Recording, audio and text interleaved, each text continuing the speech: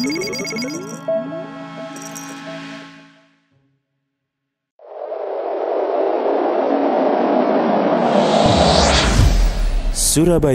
Mengaji. Yuk, dukung dakwah Surabaya Mengaji. Salurkan harta terbaik Anda untuk operasional dakwah.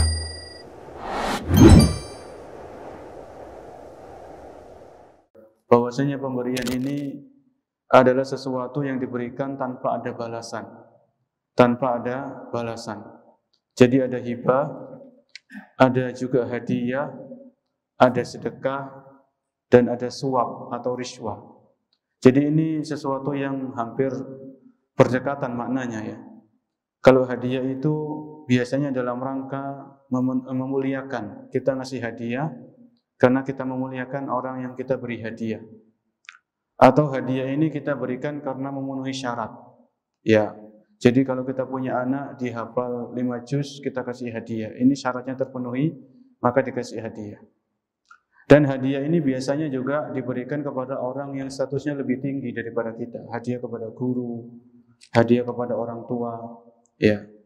Adapun sedekah, ini biasanya sedekah ini untuk orang yang lebih rendah statusnya daripada kita, atau untuk empati atau kasihan.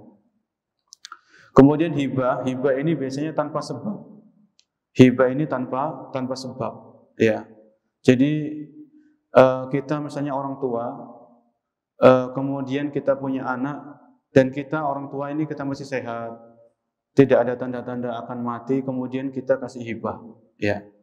Dan hibah ini nggak boleh seseorang itu, orang tua misalnya ngasih hibah kepada anaknya untuk lari dari warisan, ya. Jadi misalnya ada suami istri punya anak satu, perempuan, anaknya semata wayang cuman perempuan saja, maka suami istri ini paham, kalau saya nanti meninggal, maka anak saya dapat setengah dari harta saya. Sisanya nanti dibagi kepada saudaranya si mayit tadi, saudara atau saudarinya. Akhirnya suami istri ini, daripada anak saya dapat separuh, maka lebih saya hibahkan harta saya untuk anak saya yang semata wayang. Ini nggak boleh.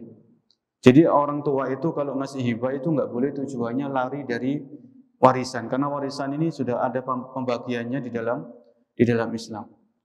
Kemudian juga seorang pegawai, seorang karyawan nggak boleh menerima hadiah atau namanya uang tips dan lain sebagainya. Karena seorang karyawan pegawai sudah dapat gaji dari perusahaan, maka dia tidak boleh menerima imbalan atau yang selainnya dari customer atau pelanggan. Kalau dia terima, ini namanya sesuatu yang tidak baik. Karena biasanya kalau pegawai atau karyawan itu dikasih uang tips, maka dia akan ada kecondongan.